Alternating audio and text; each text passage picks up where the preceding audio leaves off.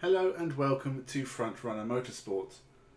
Today we are going to talk about the Spa Grand Prix that has just finished around about 15-20 minutes ago. I decided to watch the end of the British GT race before I did this video. British GT is way more exciting than Formula 1 and you should check it out. It's all on YouTube, it's free.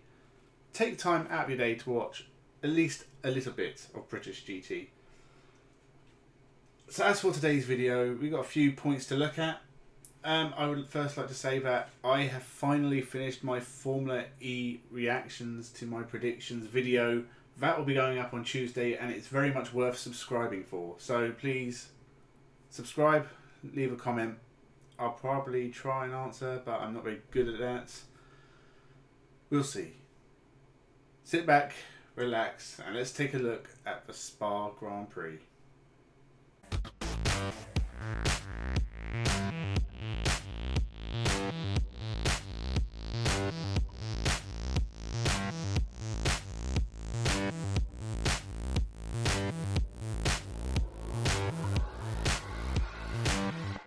Welcome to Frontrunner Motorsport. I think there's a few interesting points we could start with. I think we'll talk about Ferrari once again. This was hideous for Ferrari. It was just... embarrassing isn't the right word. It's not strong enough. They have no pace. There is no speed in their engine. They had to make big changes obviously from last year because they were caught cheating. In the sense that they were caught cheating, it's actually ruined Formula 1. So, the FIA could have turned a blind eye to it just for the sake of entertainment. They didn't, and Ferrari and the Ferrari customer teams are fucked.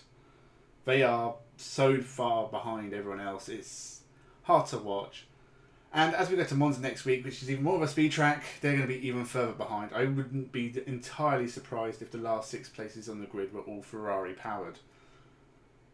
This isn't going to change for 2 years. Carlos Sainz is probably crying into his morning cereal every time he wakes up. He has made a bad career decision and it's not going to pay off for at least 2 years. So, he's one of my favourite drivers on the grid. I don't want to see him suffer, but I think hard times are going to be his future. And Ferrari, they need a desperate management shake-up. They need to pull in some staff who can make a quick turnaround on their car, do some real quick development, get it right back up there. Because you shouldn't see Ferraris in the midfield, and you certainly shouldn't see them at the back of the field. It's just not right. Not an actual pace. It's going to be a while before we see a Ferrari in a winning position again. I do think it won't happen until the regulations change in 2022. Honestly, anything other than a Mercedes winning a race until 2022 is almost unbelievable in itself. Verstappen tries his best. He is overperforming. He really is the superstar of the grid. I would say he is the best driver pound for pound. But there's just no chance to keep up with the Mercedes cars. They're too far ahead. This was another procession race. Not a lot happened. Again, it was just the same. All we're waiting for the tyres to go off. All it might rain. When the commentators are bored of the racing, it is their job to make it entertaining. When they can't do that, your product is fucked. As much as the Ferraris are fucked. Formula 1 really needs to step in and say, right, Mercedes, you're too far ahead. We are going to have to give you 30 kilograms ballast. Just to make it fair. Because as much as this is a sporting event that is a chance to show who is the best, it's gone too far in terms of it's not entertaining to watch. I don't want to see ballasts in Formula 1. It doesn't really fit it. It works in touring cars, but it doesn't matter if Rory Butcher wins a race. In Formula 1 it doesn't work because you can't have the top running cars fall behind people like Fabrizio Giovinazzi. Was it Antonio Giovinazzi? I've already forgotten his name. I'm not in a good mood. But every weekend it's the same thing. I turn on the camera and say, yeah, this race was tedious. It was another procession where no one overtook much. But actually, the midfield is very exciting. We saw some great overtakes. Gasly did a superb overtake on Perez up by Rouge. Ocon and Ricciardo had a great race in the Renaults. Norris fighting his way through the field, Gasly fighting his way through the field, Perez fighting his way through the field. All great drives, all very entertaining. It's just a shame that there's a Mercedes at the front of the field. If you got rid of the Mercedes cars, Formula 1 would be very, very exciting. It's just the tediousness of having a team so far ahead of everyone else. It just makes... The last 10 years of Formula 1 have been completely meaningless. If you got rid of this era in Formula 1, it would be better for it. If you called it a new formula and said, like, Formula 1 ended in 2009, Formula 1 ended. 2010 to 2020 is this new formula. We call it Formula Plus or something. Great, because you can just cancel it and go back to Formula 1. But no, it's just stuck with this 10 years of tedious, boring, horrible, long weekends of nothing. But still, I tune in every week because I am mental. And because I love Formula 1. And I do want to see it. I just don't like seeing it like this. When the commentators are saying maybe their tyres will run out next lap, or, oh man, I really wish it would rain. That is a sure sign that something is wrong with your sport. But we wait for 2022 for the regulation changes. Who knows what they'll bring? It could still be a Mercedes dominance.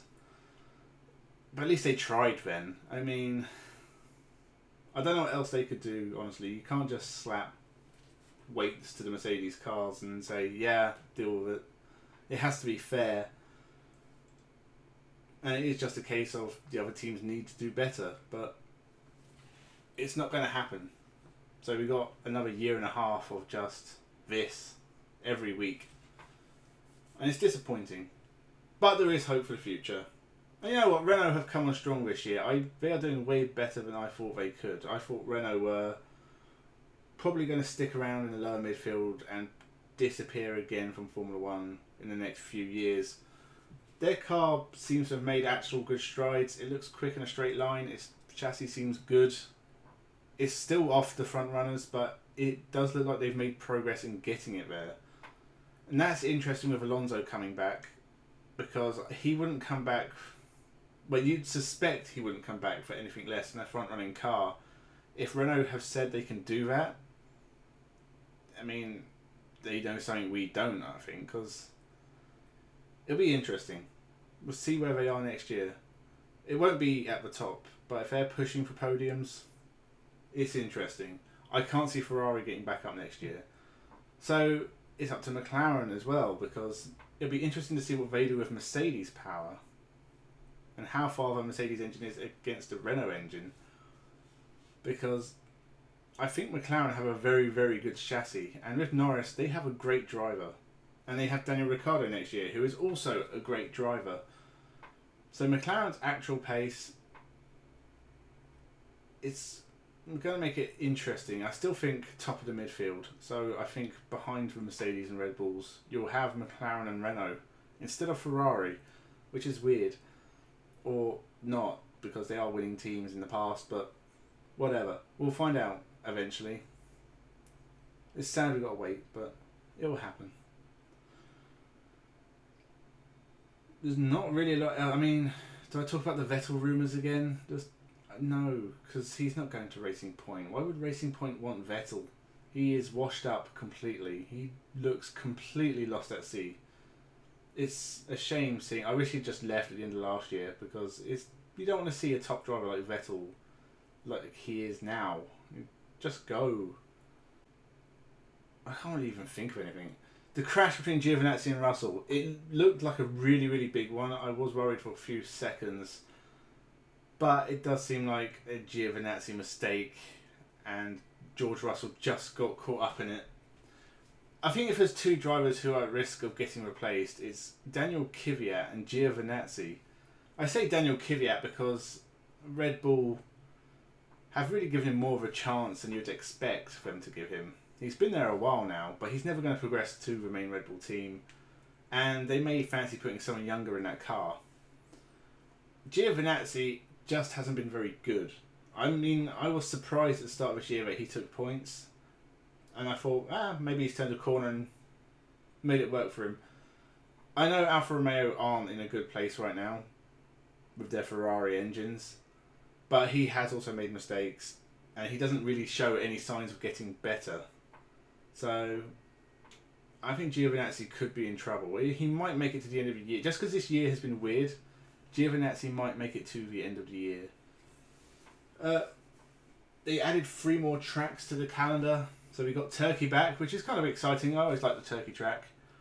And we have 2 races at Bahrain, which that sends shivers down my spine. Because Bahrain, in my mind, Bahrain is one of the most boring tracks that exists in Formula 1. I don't remember any exciting races from Bahrain. So to go there twice was quite horrifying. But they're doing a different track layout for the second race, which is what they should have done in Austria and Silverstone. I'm sure they could have managed that somehow. Just a reverse. Why not? Apparently the second track layout at Sakir is going to be one of the fastest laps in Formula 1 history. That's interesting. I don't know if that's going to lead to lots of exciting overtaking, and it honestly sounds like a place where Mercedes can lap everyone 3 times. We'll have to see.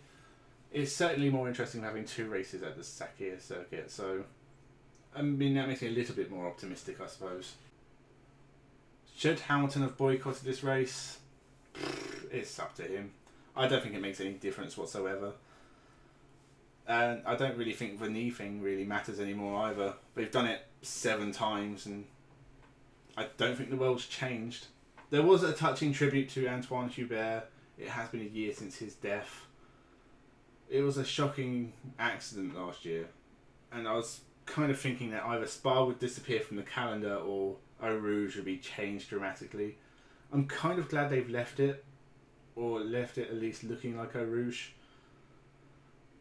It was a horrible accident, but it was a freak accident, and you know that corner is part of Spa's makeup. It would be a shame to lose it.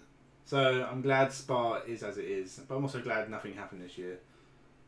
But it is still sad to look back and remember Hubert, who was only 23. Formula 1, it's not all bad. I moan about it, but the midfield action is actually quite exciting at times. As I said, moment of the weekend, Gasly's overtake on Perez through Eau Rouge. Great move.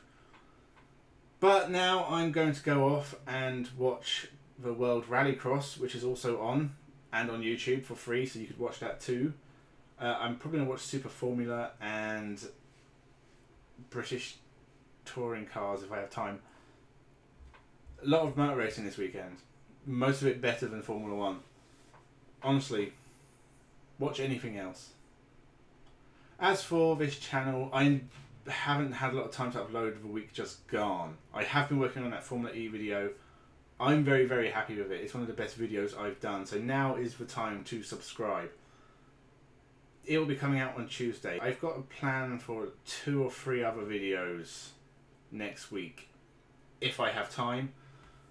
The Formula 1 review on the Sunday, I think they're at Monza next week. I'm at work whilst the race is on, so if I get a review up, it'll be late. So I'll watch the race and then decide if it's worth talking about. If not, I'll just skip it because it's not going to be very authentic. Because I'm going to be watching it like 10 o'clock at night, 11 o'clock, so... Thank you for watching. This was a rambling, nonsensical, tired review of a very tedious, long Formula 1 race. But I appreciate you coming back to watch these videos. Remember to like, comment and subscribe, and have a good one.